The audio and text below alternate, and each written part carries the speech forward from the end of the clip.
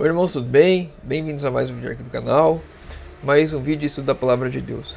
E hoje, continuando o nosso ano bíblico, nós vamos ler Atos dos Apóstolos, capítulo 27, Éfeso. Antes de iniciarmos, gostaria de lembrar os irmãos, sempre, esse é apenas um resumo que eu faço, recomendo aos irmãos a leitura do capítulo completo no aplicativo da Bíblia, ou ouvir o audiobook também no aplicativo da Bíblia. Vamos lá? Atos dos Apóstolos, capítulo 27, Éfeso. Chegando a Éfeso, Paulo encontrou 12 crentes que, como Apolo, tinham sido discípulos de João Batista e como ele alcançado algum conhecimento da missão de Cristo. Eles não tinham a habilidade de Apolo, mas com a mesma sinceridade e fé estavam procurando espalhar o conhecimento que possuíam. E aqui, só um ponto importante, Paulo estava retornando a Éfeso. Lembra? Ele estava em Éfeso, ele pregou lá rápido, eles queriam que eles ficassem, mas ele teve que ir para Jerusalém. Ele foi para Jerusalém, depois voltou e encontrou esses 12 discípulos de João Batista. E nós vemos aqui uma coisa importante. Eles não tinham a mesma habilidade de Apolo, mas com a mesma sinceridade e fé estavam procurando espalhar o conhecimento que possuíam. Muitas vezes eu e você não sabemos, não temos a habilidade de grandes pregadores, nós não temos o jeito de falar tão íntimo, tão profundo, tão que toca o coração como um Luiz Gonçalves da vida. Nós não temos o conhecimento de alguns outros, como o Rodrigo Silva, mas com toda a sinceridade e fé devemos levar e procurar espalhar o conhecimento que temos. Não devemos nos menosprezar, não devemos diminuir a nossa responsabilidade por não termos aquele conhecimento. Tudo aquilo que temos devemos levar e devemos sempre buscar cada vez mais. Quando interrogado por Paulo se tinham recebido o Espírito Santo, responderam: nós nem ainda ouvimos que haja Espírito Santo. Em que sois batizados então? Interrogou Paulo. E eles responderam: no batismo de João. Então o apóstolo expôs perante eles as grandes verdades que são o fundamento da esperança do cristão. Aqui dois pontos importantes, né? Primeiro, eles não conheciam o Espírito Santo, não tinham sido batizados pelo batismo de João, não conheciam o Espírito Santo, mas ainda assim eles seguiam levando a mensagem que eles tinham, toda a verdade que eles tinham. E aqui outro ponto importante. O apóstolo expôs perante eles as grandes verdades que são o fundamento da esperança do cristão. O Espírito Santo é um dos fundamentos da esperança do cristão. O Espírito Santo está ali juntamente com Cristo na base do Evangelho. Eles não conheciam o Espírito Santo, eles não tinham conhecimento ainda da história. E Paulo aqui, se o irmão ler o capítulo completo, ou ouvir o audiobook, o irmão vai ver que Paulo agora explica para eles, desde o nascimento de Jesus. Desde o nascimento de Jesus. Eu não coloquei aqui essa parte, então acho que não é desde o nascimento. Mas ele continua a história de João Batista, que João Batista proclamou: eis o Cordeiro de Deus, que tira o pecado do mundo. Aqueles discípulos estavam lá, viram Jesus, mas eles não conheciam o ministério de Cristo terreno, não conheciam o sofrimento de Cristo, não conheciam a ressurreição de Cristo, não conheciam o que Jesus disse que haveria de vir um Consolador quando ele se fosse. Então, eles não tinham conhecimento dessas verdades e então eles aprenderam isso com Paulo. Com profundo interesse e grata e pasma alegria, os irmãos atenderam para as palavras de Paulo. Pela fé aprenderam a maravilhosa verdade do sacrifício expiatório de Cristo e receberam-no como seu Redentor. Foram então batizados em nome de Jesus e, impondo-lhe as mãos, Paulo receberam também o batismo do Espírito Santo, que os capacitou a falar as línguas de outras nações e a profetizar. E aqui dois pontos que nós temos que ter. Eu vou levantar, porque senão esse pequeno aqui não vai conseguir ficar quietinho. Vamos lá. Dois pontos importantes aqui. Aqui. Foram batizados em nome de Jesus. Eles foram rebatizados. Muitas pessoas falam: não existe rebatismo aqui. Uma evidência clara. Eles não conheciam o Espírito Santo. Não conheciam. Tem um trecho aqui que fala. Não sei se eu peguei. Se eu peguei, depois eu mostro aos irmãos aqui. Que eles receberam mais pura fé. Eles receberam mais conhecimento. O conhecimento que eles não tinham. Então eles batizaram novamente. Eles se entregaram a Cristo. E aqui o outro ponto. O Espírito Santo os capacitou. No mesmo momento que eles aceitaram o Evangelho, eles se entregaram por completo, o Espírito Santo os capacitou. Então eles começaram a falar na língua de outras nações, não eram línguas estranhas, eram línguas de outras nações, para que eles pudessem pregar o Evangelho. E começaram a profetizar. Então nós vemos aqui que o Espírito Santo nos capacita, o Espírito Santo nos dá o poder, o Espírito Santo nos conduz. Desde que nos entreguemos por completo a Ele. Filho, a gente tem que se entregar por completo ao Espírito Santo, sempre. Fazer tudo aquilo que está ao nosso alcance. Vamos lá. Com profundo interesse e grato e as alegrias... Cadê? Não, esse foi o que eu acabei de ler. Foi por nutrir um espírito humilde e dócil que esses homens alcançaram a experiência que os capacitaria a sair como obreiros para o campo da seara. Seu exemplo oferece aos cristãos uma lição de grande valor. Há muitos que fazem apenas pequeno progresso na vida religiosa, porque são presunçosos demais para ocupar a posição de aprendizes. Muitas pessoas se contentam com tudo aquilo que elas têm, que é pouco, e elas acham que é o suficiente, e elas não se aprofundam na palavra de Deus. Esquecem de Deus, acham que eu já sou batizado, já estou indo para a igreja e isso é o bastante. Não estudam de fato, não buscam de fato, não compreendem, não leem Espírito de Profecia. E aí acabam ficando estagnados. Não veem o progresso na vida espiritual. A vida espiritual a gente poderia comparar com qualquer profissão dentro de uma empresa. Você começa no nível mais baixo da empresa e você vai progredindo conforme o tempo. Você vai estudando, você vai se habilitando, você vai se colocando à disposição e você vai crescendo. Da mesma maneira a vida espiritual. Se eu entrar na empresa e não fizer mais nada, não estudar mais nada, eu vou continuar sempre ali no mesmo cargo. Nunca vou ter uma promoção. Então, devo me empenhar sim na vida espiritual. Devo buscar sim um relacionamento com Deus. E aqui um ponto importante também. Foi por nutrir um espírito humilde e dócil que eles alcançaram a experiência. Porque eles não se colocavam como superiores, eles não entraram na empresa achando que eles sabiam tudo. Eles se colocaram como aprendizes, eles tinham que aprender para progredir. E por isso eles compreenderam as verdades que eles ainda não conheciam, por isso que eles receberam essa verdade. Sentem-se satisfeitos com o conhecimento superficial da palavra de Deus, aqueles que não querem aprender, aqueles que estagnaram na vida. Um conhecimento superficial, é isso que eu e você teremos se não estudarmos diariamente a palavra de Deus, se não buscarmos a Deus todos os dias, se não nos empenharmos em compreender aquilo que Deus nos diz, aquilo que Deus nos manda. Não desejam mudar sua fé ou obras e não fazem por conseguinte qualquer esforço para obter maior luz.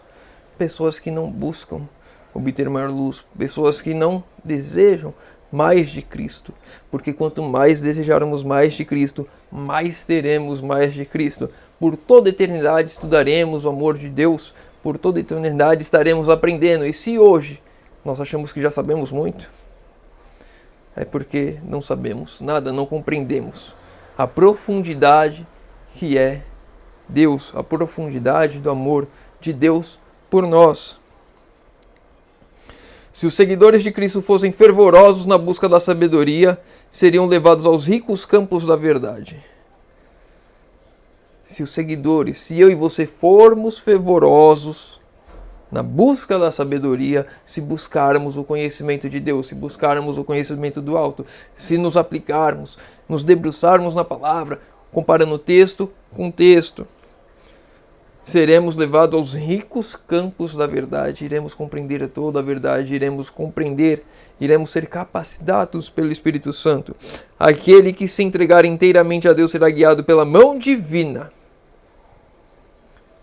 Aquele que se entregar completamente. Não é aquele que meio se entregar, não é aquele que não quer nada com nada, não é aquele que está satisfeito com seu conhecimento superficial, é aquele que se entregar completamente. A minha entrega por completa a Deus me leva a cada vez mais buscar a Deus, porque cada vez mais eu percebo que preciso de Deus. Eu entendo que eu não sou nada sem Deus, eu entendo que nada daquilo que eu possa fazer é bom para Deus. Poderá ser humilde e aparentemente não dotado de dons, Contudo, se com coração amante e confiante obedecer a toda manifestação da vontade de Deus, suas faculdades serão purificadas, enobrecidas, revigoradas e aumentadas suas capacidades. Se você nos colocarmos à disposição de Deus, seremos transformados. Não importa o estudo que você tem, não importa a profissão que você exerce, nada disso importa. Quando nos colocamos nas mãos de Deus, é Deus quem nos conduz, Deus nos transforma. Deus faz o seu poder se manifestar através de nós, daqueles que se colocam em suas mãos.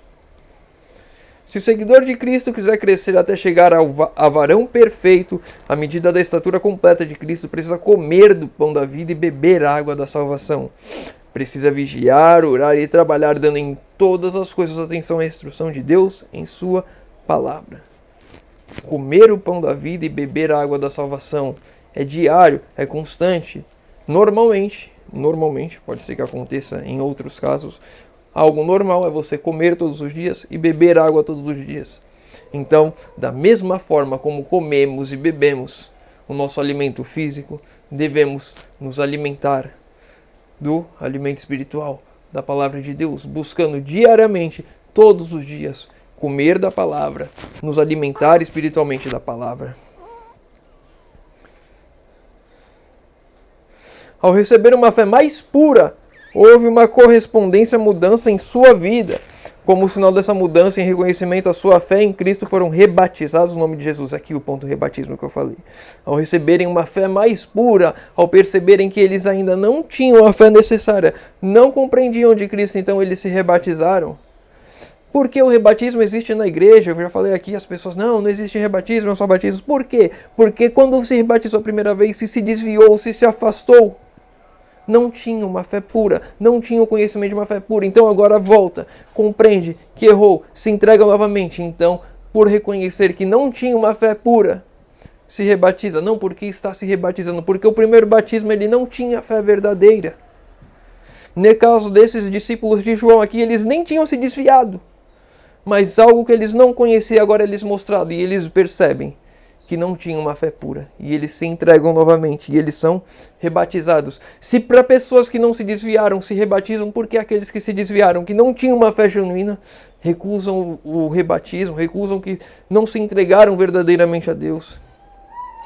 E ainda há pessoas que ficam discutindo, mas não pode rebatismo, é só um batismo. Sim, é só um batismo, se você tem uma fé pura, genuína e completa. Então é só um batismo verdadeiramente. Se você não se desvia, se você realmente entende a fé que você tem, o Espírito de Deus operava em Paulo por meio dele, em seus labores.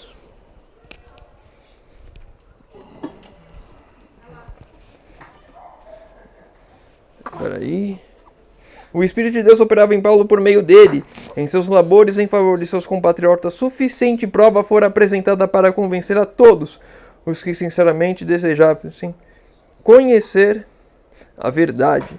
Muitos, porém, permitiam que os dominasse o preconceito e incredulidade e recusaram submeter-se à mais decisiva evidência. Temendo que a fé dos crentes corresse perigo pela contínua associação com esses oponentes da verdade, Paulo se separou deles e reuniu os discípulos num grupo distinto. Paulo começou pregando nas sinagogas, então ele viu a oposição começar a crescer. Os incrédulos, aqueles que se recusavam a conhecer e se submeter à vontade de Deus, começou a surgir oposição, e para que ele aqui, temendo a fé dos crentes, corresse perigo, aqueles que estavam pouco convertidos, aqueles que estavam se iniciando na conversão, aqueles que não compreendiam a verdade por completo, para que a fé deles não esmoecesse, ele afastou o grupo daqueles crentes novos conversos para os ensinar. Para eles não se reunirem, para não se misturarem com os incrédulos, para não se misturarem com aqueles que rejeitavam a verdade, para que a fé deles não esmoecesse. O que eu e você fazemos pela fé daqueles que estão iniciando na fé, para que ela não esmoeça? Estamos nós nos misturando com o mundo, fazendo as coisas do mundo? Se assim fazemos, estamos colocando a fé daqueles que estão se convertendo agora em perigo. Ao serem esses milagres operados no nome de Jesus de Nazaré, tinha o povo a oportunidade de ver que o Deus do céu era mais poderoso que os mágicos adoradores da deusa Diana. E lá em Éfeso tinha o templo da deusa Diana. As pessoas daquela cidade adoravam a deusa Diana. E agora Deus começa a fazer milagres ali, mostrando que Ele é mais poderoso que qualquer outro. Para as pessoas verdadeiramente reconhecer o verdadeiro Deus e não ficarem sendo enganados por ídolos. Foi dada assim prova insofismável da santidade do nome de Cristo. Porque teve um homem que estava... Agora, deixa eu me recordar, para não falar besteira. Eu vou dizer que ele estava meio convertido. Por que isso? Porque ele ainda guardava os seus livros de magia. Porque ele era um mago anteriormente. Conheceu a Cristo e agora ele foi expulsar demônios em nome de Cristo. E aí o demônio fala para ele: eu conheço Jesus. Também conheço Paulo, mas você eu não conheço. E ele foi atacado e passou vergonha, porque usou o nome de Cristo, não estando verdadeiramente convertido. Foi dada assim prova insofismável da santidade do nome de Cristo e do perigo que incorreria os que invocassem esse nome sem fé na divindade da missão do Salvador. Perigo os que invocassem o nome de Cristo sem a fé na divindade. Será que eu e você invocamos o nome de Cristo? Sem de fato ter fé nele, sem de fato compreender a missão dele, sem de fato crer que ele é nosso Salvador, sem de fato entregarmos as nossas vidas a Cristo, corremos esse perigo. Aquele homem não só passou vergonha, como também foi atacado e correu nu, machucado. A pessoa endemoniada o atacou. Que ele não tinha autoridade no nome de Cristo para falar. Eu e você devemos ter cuidado em como estamos usando o nome de Cristo. Em como falamos o nome de Cristo. Será que compreendemos a grandeza do nome de Cristo ao ele sair das nossas bocas? Ou será que estamos blasfemando? Será que não estamos convertidos verdadeiramente? Será que iremos passar vergonha por não ter uma fé genuína? E caiu temor sobre todos eles e o nome do Senhor Jesus era engrandecido.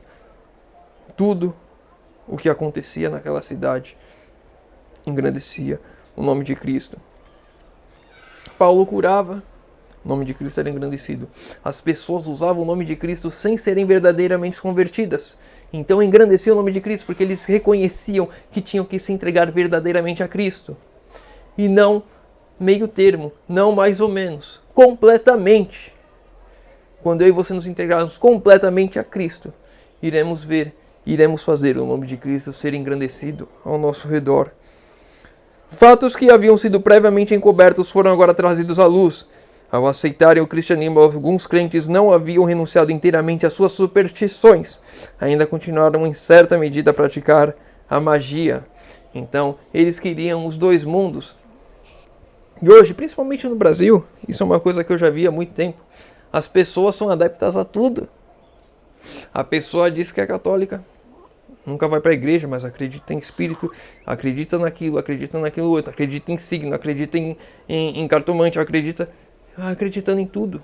Pessoas que não conhecem a verdade. E aqui eu dei o exemplo do brasileiro, que o brasileiro no geral é assim. No geral, a maioria, você pode falar aí que uns 80% do brasileiro é assim. Acredita em tudo. Pessoas que não abandonaram completamente as práticas, pessoas que se convertem a Cristo, mas não abandonaram as práticas, não abandonaram suas superstições. Pessoas que se entregam a Cristo começam a ir a uma igreja cristã verdadeiramente, mas aí tem medo dos mortos, dos espíritos que voltam e contam essas histórias para os filhos. Pessoas que não se converteram verdadeiramente, pessoas que ainda se agarram nas coisas do passado, pessoas que não compreenderam ainda por completo a verdade do Evangelho. Queimando seus livros sobre magia, os conversos efésios mostravam que aquilo que antes se deleitavam, abominavam agora. Foi por praticarem artes mágicas, e por meio delas que haviam especialmente ofendido a Deus e posto em perigo a sua alma.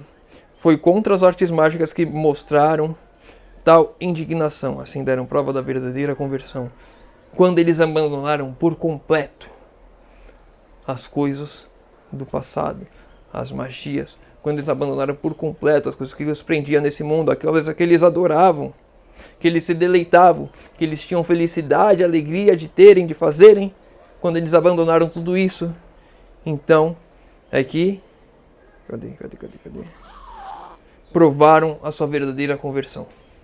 Quando eles verdadeiramente se entregaram a Deus, quando eles verdadeiramente mostraram que haviam abandonado as coisas do passado, então é que a verdadeira conversão deles foi mostrada exteriormente. As pessoas agora conseguiam ver que eles estavam verdadeiramente convertidos. Vamos ler os últimos textos aqui, está em 20 minutos, mas são poucos. Supõe-se ligeiramente que as superstições pagãs tinham desaparecido diante da civilização do século XX, mas a palavra de Deus e o severo testemunho dos fatos declaram que a feitiçaria é praticada neste século. A gente acha que a feitiçaria desapareceu, mas ela é praticada ainda neste século. Mas a palavra de Deus e o severo testemunho dos fatos declaram que a feitiçaria é praticada neste século tanto quanto os mais velhos tempos da magia. O antigo sistema de magia é na realidade o mesmo, agora conhecido como moderno espiritismo. Então, o espiritismo hoje é exatamente o que era a magia no passado. Os livros que eles tinham de magia se encontram meio que traduzidos no espiritismo hoje. Através do espiritismo, muitos enfermos, desolados, curiosos estão comunicando com os espíritos maus. Todos os que se aventuram a isto estão pisando solo perigoso. Todos os que estão se envolvendo com tais práticas estão em solo perigoso. E aqui entra um ponto interessante, importante. Um ponto importante e interessante aqui, quando a gente fala do espiritismo. Por que a gente fala tanto de filmes e séries? Por que a gente fala que essas coisas devem ser abandonadas? Eita, saiu muito. Por que o espiritismo? Por que os filmes, as séries precisam ser abandonados? Porque justamente as pessoas que os fazem, que os produzem, praticam essas coisas, estão envolvidas nisso. E muitas vezes são mensagens trazidas desses demônios para as telas do cinema, para as telas da série, para todo tipo de tela. E nós estamos colocando isso dentro de casa, estamos mostrando aos nossos filhos, estamos conduzindo eles pelo caminho da idolatria, colocando eles em perigo. Através do espiritismo, muitos enfermos desolados, curiosos, estão se comunicando com espíritos do mal. Comunicam-se com essas coisas e trazem para a nossa casa, através dos filmes e das séries que vemos. Todos os que se aventuram a isso estão pisando solo perigoso. Os mágicos dos tempos pagãos têm seu correspondente nos médiuns espíritas, nos videntes, nos cartomantes de hoje, as vozes misteriosas que falam em Endor e em Éfeso, que falaram em Endor e em Éfeso, ainda estão por suas palavras mentirosas desviando os filhos dos homens. Quando nós temos contato através do espiritismo, estamos sendo desviados, estamos nos colocando em terrenos perigosos. Devemos nos afastar dessas práticas. Ah, mas eu não assisto. Aí você assiste um filme que tem várias mensagens ali subliminares e às vezes bem descaradas. Como um filme famoso, Ghost. O espírito ali bonzinho da mulher ou do homem que foi, não lembro. Se comunicando ali através de uma mulher para falar com a amada e coisas do gênero. Às vezes é mais sutil que isso, não é tão declarado. Devemos tomar cuidado. Por isso a melhor coisa é nos afastar, não contemplar. Os mágicos dos tempos pagãos têm seu correspondente nos médiuns espíritas, nos videntes e nas cartomantes de hoje. E aí entra signo, entra tarô, entra todas essas coisas envolvidas no espiritismo. As vozes misteriosas que falam... eu já li isso. Isso eu já li. E o último texto para a gente encerrar. A administração do apóstolo. A igreja de Éfeso devia ser ouvida pelo povo de Deus hoje. E não comuniqueis com obras infrutuosas das trevas, mas antes condenai-as. Por isso devemos condenar essas coisas, por isso não devemos nos aproximar dessas coisas, por isso não devemos contemplar essas coisas. Porque se assim fazemos, estamos nos colocando em perigo. Estamos colocando em perigo nossas famílias. Estamos colocando em perigo a nossa salvação. Vamos encerrar por aqui. Se o irmão ficou com alguma dúvida, pode deixar nos comentários. Se o irmão leu o texto completo, tem algum outro ponto que queira acrescentar para a gente estudar e crescermos junto, deixa nos comentários. Pedidos de oração nos comentários que eu vou estar orando por todos. Convido os irmãos que puderem fechar os olhos para falarmos com Deus. Senhor Deus, Pai amado, obrigado, Senhor, porque mais uma vez temos a oportunidade de abrir a Tua palavra e de estudar. Pai querido, te pedimos, Senhor, por favor, venha trabalhar em nossas vidas, Senhor. Transforma-nos, usa-nos, Senhor. Possamos ter a verdadeira experiência de conversão, Senhor. Que nos afastemos dessas coisas perversas do mundo, que nos entregamos completamente a Ti, Senhor amado. Que o Senhor faça essa obra de transformação em nossas vidas e que possamos, Senhor, sermos humildes e fazermos como aqueles 12 discípulos, pregarmos tudo aquilo que temos, que conhecemos e buscarmos cada vez mais nos aprofundar na Tua palavra, Senhor, para a honra e glória do Teu santo nome, que possamos, Senhor, levar a verdadeira fé ao nosso redor, aos nossos irmãos, aos nossos queridos, que eles possam compreender a urgência dos tempos em que vivemos e se entregar a Ti o quanto antes, Senhor. Te pedimos isso em nome de Jesus. Amém. Meu irmão, fica com Deus e que Deus te abençoe.